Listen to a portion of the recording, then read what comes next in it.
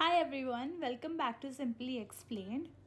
Today's theory that we're going to discuss is theory of structural strain. ये बहुत ही famous theory है, आप लोगों ने हमेशा सुना होगा इसके बारे में सोशियोलॉजी में. स्ट्रक्चरल स्ट्रेन होता क्या है बेसिकली? तो ये थ्योरी जो है वो नील स्मेल्सर ने दी थी और 1962 में इसको डिवाइस किया गया था. सोशल मूवमेंट्स जो हैं वो तब होते हैं जब कोई टेंशन या स्ट्रेन अकर हो जाता है सोसाइटी के किसी भी स्ट्रक्चर में, जिससे कि एक डिसफंक्शनल रोल या फिर कोई एक मैल फंक्शन क्रिएट हो जाता है. तो सोशल मूवमेंट्स कब होंगे? जब सोसाइटी में कोई डिसफंक्शन होगा या कोई भी टेंशन या फिर स्ट्रेस रिलीज़ होगा या स्ट्रेस अराइज होगा सोसाइटी में. तो बेसिकली ये थ्योरी क्या बोलती है कि जब ऐसे कोई चेंजेस होते हैं, स्ट्रक्चरल चेंजेस होते हैं किसी टेंशन या फिर किसी मैल फंक्शन के कारण, तो वो क्या कहते हैं, उसको बोलते हैं स्ट्रक्चरल स्ट्रेन.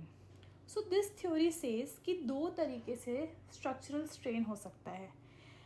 जो ये सोशल चेंजेस होते हैं ये दो जगह पे जब टेंशन होती है सोसाइटी में तब होता है. एक स्ट्रेन इन वैल्यू सिस्टम और एक strain in normative system.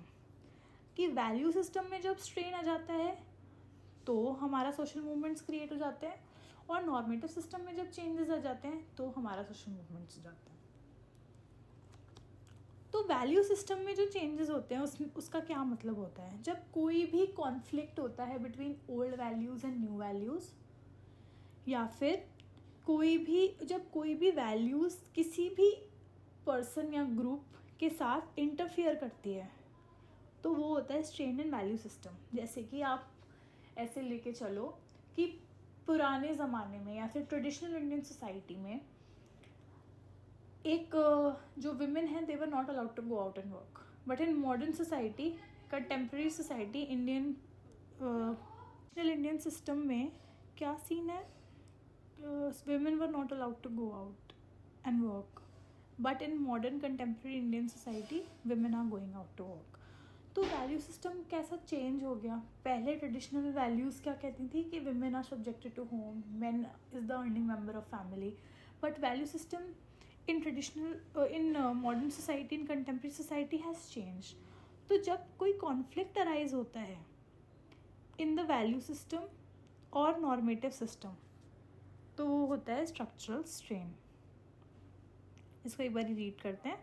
When values themselves interfere with the satisfaction of wants of a particular section of society, it is known as strain in value system. When there is a conflict between old values and new values, it is called strain in value system. For example, अब इसका क्या example है कि SCs and STs were devoid of socio-economic, political और religious facilities. पहले क्या था, SC STs को equal status नहीं मिला हुआ था. But after when B.R. Ambedkar केम या फिर राजा राम मोहन रॉय ने रेफर्मेशंस लेकर आए, तो SC STs को क्या हुआ, एक पॉलिटिकल स्टेटस मिला, एक इकोनॉमिक स्टेटस मिला, एक सोशल स्टेटस मिला. Emphasis on liberty of man and depriving women of it. In traditional Indian society, men were more liberal in comparison to women, but in modern society, they have equality and rights of liberty given to men as well as women. The other part is strain in normative system. अब strain in normative system क्या कहता है कि जब कोई भी social condition एक ऐसा situation create कर देती है जिसमें जो existing norms हैं वो accept नहीं हो रहे हैं. ठीक है. When changing social conditions create a situation in which existing norms are not in accordance with the accepted sanctioned values. जो हमारी सोसाइटी में आज एक्सेप्टेड है, नॉर्म्स हमें अलाउ नहीं कर रहा है वो करने के लिए, तो वो होता है नॉर्मेटिव सिस्टम में चेंजेस या स्ट्रेन इन नॉर्मेटिव सिस्टम. इसका फॉर एग्जांपल हो गया, इसमें इतने सारे नॉर्म्स होते हैं that it creates an ambiguity या कन्फ्यूजन क्रिएट कर देता है कि हम कौन से नॉर्म्स फॉलो करें और कौन से नॉर्म्स फॉलो नहीं करें. जैसे कि touching the feet of elders. ठीक है, अगर कोई क्या कहते हैं, ये एक नॉर्म है जो हम फॉलो करते हैं. या फिर praying in temple, wearing decent clothes to temple, ये एक नॉर्म है. जब बहुत सारे नॉर्म्स जाते हैं तो कन्फ्यूजन हो जाता है and people can not decide which norm to follow. तो इससे वो क्या करते हैं, कुछ नॉर्म्स को फॉलो करते हैं, कुछ नॉर्म्स को डिस्कार्ड कर देते हैं. इसका एग्जाम्पल हो गया intimate relationship between student and teacher. Normative system does not allow this, but in present situation, if they are of the same age, usually professional level पे it is not allowed. But अगर आप बाहर मिलते हो या कुछ होता है तो दिस, ये जो है करंट एक्सेप्टेड सिनेरियो से, जो नॉर्म है ये करंट एक्सेप्टेड सिनेरियो के अगेंस्ट है.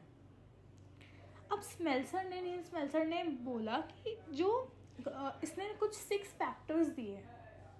फैक्टर्स दिए और बोला कि ये जो 6 फैक्टर्स हैं, because of these factors social movement emerge होता है. We will discuss about these factors in the next video.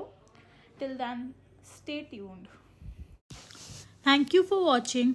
I hope you enjoyed the video and understood the topic. See you soon in the next video.